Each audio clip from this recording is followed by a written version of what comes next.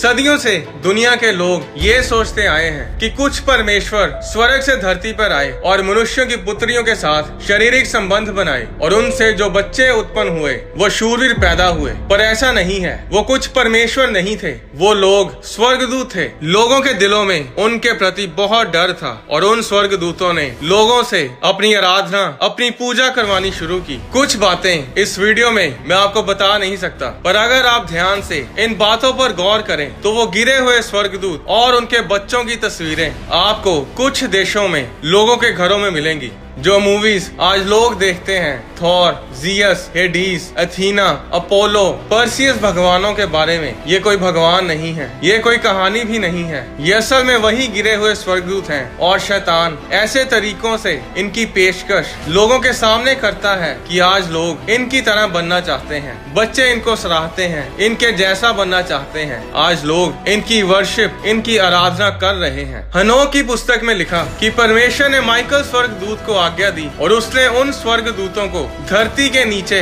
नर्क के टाटरस कक्ष में कैद कर दिया। इसके बारे में बाइबल में 2 पतरस अध्याय 2 उसकी 4 आयत में लिखा, क्योंकि जब परमेश्वर ने उन स्वर्गदूतों को जिन्होंने पाप किया नहीं छोड़ा पर नर्क में भेजकर अंधेरे कुंडों में डाल दिया ताकि न्याय के दिन तक बंदी रहे। उन स्वर्गदूतों को तो परमेश्वर ने नर्क में कैद कर दिया, पर जो दानव थे और जो पापी मनुष्य थे उन सब को जल प्रलय में खत्म कर दिया। सिर्फ नूह और उसका परिवार उस जल प्रलय में बचाए गए, जिसके बारे में 2 पतरस अध्याय 2 उसकी 5 आयत में लिखा है। और प्राचीन युग के संसार को भी ना छोड़ा, वरन भक्तिहीन संसार पर महाजल प्रलय भेजा, पर धर्म के प्रचारक नूह समेत 8 व्यक्तियों को बचा लिया। उस जल प्रलय में सभी दानव और सारी मनुष्य जाति नष्ट हो गई सिवाय नूह और उसके परिवार के। पर अगर दानव उस जल प्रलय में नष्ट हो गए थे तो फिर गोलियत कहां से आया? उस जल प्रलय के बाद धरती पर दानव दोबारा कहां से आए? क्योंकि उस समय धरती पर सिर्फ नूह का परिवार था। यहूदी रबी ये बताते हैं कि नूह के समय के जल प्रलय के बाद 200 स्वर्गदूत फिर से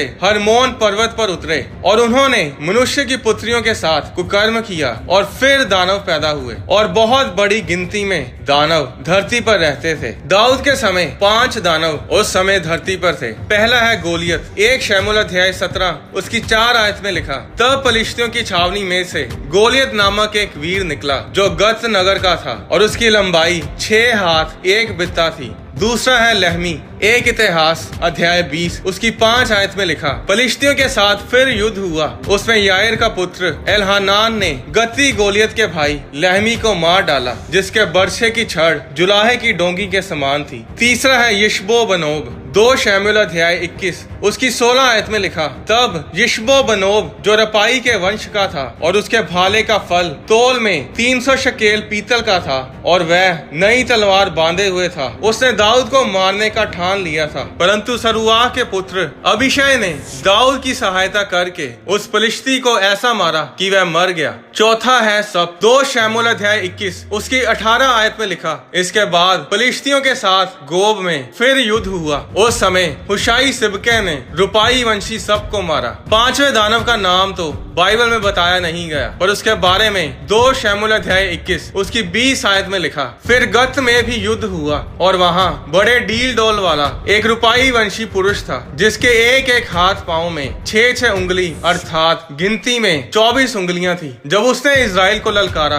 तब दाऊद के भाई शिम्मा के पुत्र योनातान ने उसे मारा। दुष्ट आत्माएं नूह के समय आए जल प्रलय के बाद आई। उत्पत्ति अध्याय 6 से पहले किसी भी दुष्ट आत्मा का जिक्र नहीं है, पर दानवों की मृत्यु के बाद दुष्ट आत्माओं का जिक्र आना शुरू हुआ। दुष्ट आत्माएं वो हैं जो दानवों के मरने पर उनमें से निकली थी। अब दाऊद आता है और वो गोलियत को गोफन से मार गिराता है और वो उसके सिर को उसके धड़ से अलग कर देता है। दानव शैतान के वंश थे और दाऊद ने उस शैतान के वंश को खत्म किया। दाऊद ने शैतान के शारीरिक वंश को खत्म किया। 1 इतिहास अध्याय 20 उसकी 4 से 7 आयत में हम पढ़ते हैं कि दाऊद और उसके लोग दानवों के साथ लड़ते हैं और वे दानवों को मार डालते हैं, और यही कारण था कि शैतान अपने वंश के खत्म होने पर गुस्से में आता है। और 1 इतिहास अध्याय 21 उसकी 1 आयत में शैतान ने इजराइल के विरुद्ध उठकर दाऊद को उकसाया कि इजराइलियों की गिनती करे। 7 आयत में लिखा, ये बात परमेश्वर को बुरी लगी और इसीलिए उसने इजराइल को मारा।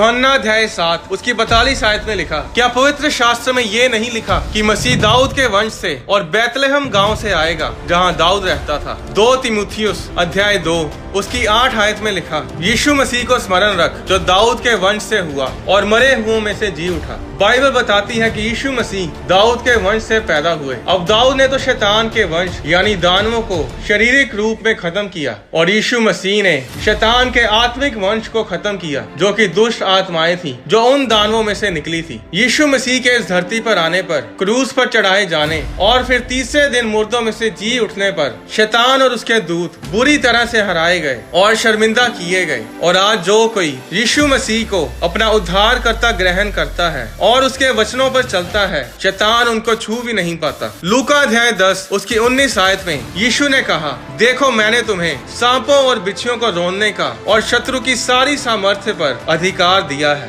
मरकुस अध्याय 16 उसकी 17 आयत में लिखा, विश्वास करने वालों में ये चिन्ह होंगे कि वे मेरे नाम से दुष्ट आत्माओं को निकालेंगे, नई नई भाषा बोलेंगे, सांपों को उठा लेंगे और यदि वे प्राण नाशक वस्तु पी भी जाएं तो भी उनकी कुछ हानि ना होगी। वे बीमारों पर हाथ रखेंगे और वे चंगे हो जाएंगे। हर जिंदा चीज जो मनुष्य के रूप में है वो देह, आत्मा और प्राण की बनी है, फिर चाहे वो दानव हो, इजरायली लोग हो, कनानी हो, आप हो या मैं। 1 थिस्सलुनीकियों अध्याय 5 उसकी 23 आयत में लिखा, शांति का परमेश्वर आप ही तुम्हें पूरी रीति से पवित्र करे और तुम्हारी आत्मा और प्राण और देह हमारे प्रभु यीशु मसीह के आने तक पूरे पूरे और निर्दोष सुरक्षित रहें। बाइबल बताती है कि दानव धरती पर रहते थे, वे बहुत खाते थे, पीते थे, बहुत सोते थे, बोलते थे और लड़ते थे। उनकी देह थी, उनका शरीर था। अगर शरीर था तो ही दाऊद ने गोलियत नाम के दानव का सिर काट दिया था। दानव के अंदर आत्मा थी जो कभी नहीं मरती, उनका शरीर था और प्राण यानी सोल थी।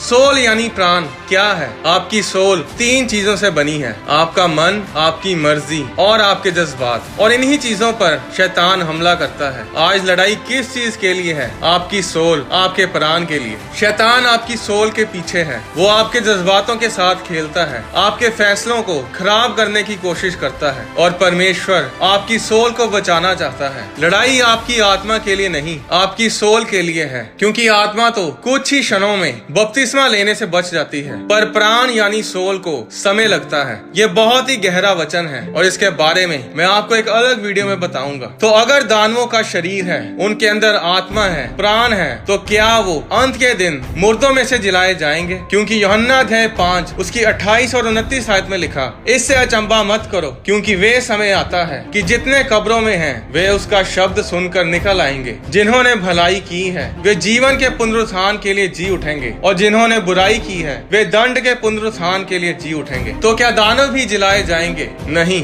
बाइबल की गहरी स्टडी बताती है कि दानवों को जिलाया नहीं जाएगा। तो क्या होता है जब एक दानव मरता है? मरने के बाद उनकी आत्मा तो नर्क में जानी चाहिए, पर नहीं। हनोक की पुस्तक उसके 15 अध्याय में परमेश्वर ने हनोक से कहा कि दानवों की आत्माएं दुष्ट आत्माएं कहलाएंगी, क्योंकि वे दुष्ट हैं और क्योंकि वे इस धरती पर जन्मी हैं, वे इस धरती पर ही रहेंगी। जिस तरह स्वर्ग की आत्माएं स्वर्ग में रहती हैं, उसी तरह इस धरती की आत्माएं इस धरती पर ही रहेंगी और ये दुष्ट आत्माएं मनुष्यों को सताएंगी, उन पर अटैक करेंगी, लड़ाई झगड़े करवाएंगी और धरती पर मुसीबत पैदा करेंगी। ये मनुष्यों को तंग करेंगी, क्योंकि वे मनुष्य के मेल से ही, मनुष्यों से ही बनी है। और दानवों की मृत्यु के बाद उनके शरीर तो नष्ट हो जाएंगे, पर उनकी आत्माएं शरीर से निकलकर धरती पर उत्पात मचाएंगी। इनका न्याय तब तक नहीं होगा जब तक न्याय का दिन नहीं आएगा। मत्ती अध्याय 8 उसकी 28 आयत में लिखा, जब यीशु उस पार गदरेनियों के देश में पहुंचा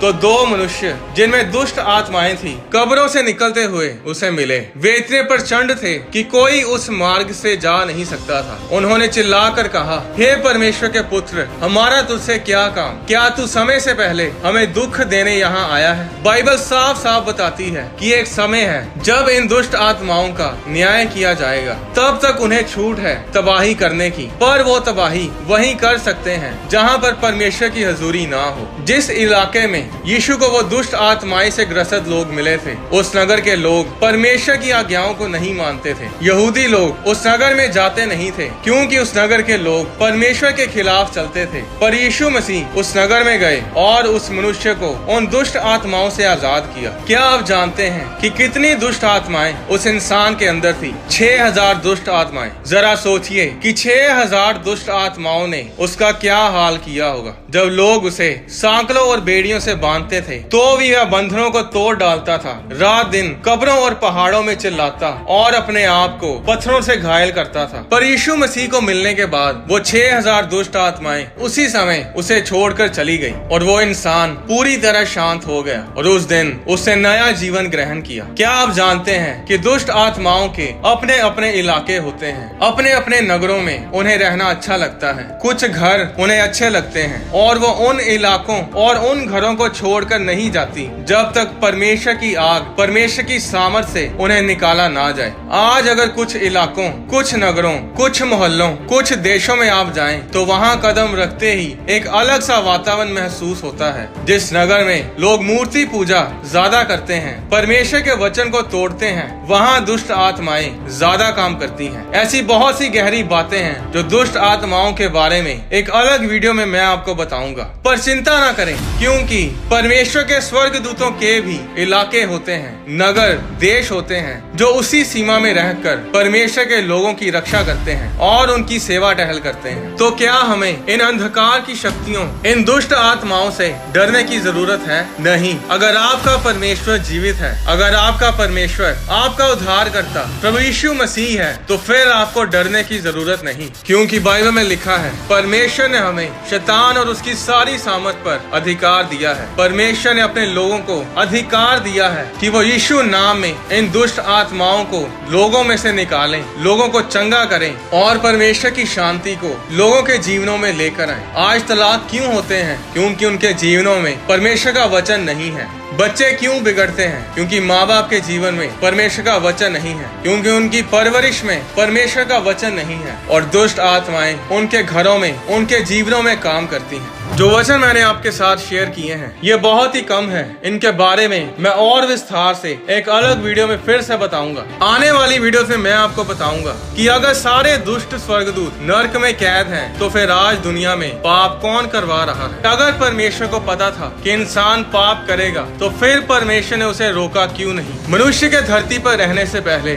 धरती पर कौन रहता था? एक जादू टोना करने वाली औरत ने शमूएल की आत्मा को कैसे बुलाया? क्या वो शमूएल की आत्मा ही थी या कोई और था? यीशु मसीह के जी उठने पर मरियम मगदलीनी यीशु मसीह को पहचान क्यों नहीं पाई? आने वाली वीडियोस में मैं परमेश्वर के और भी गहरे भेदों को आपसे शेयर करूंगा। परमेश्वर आपको आशीष दे।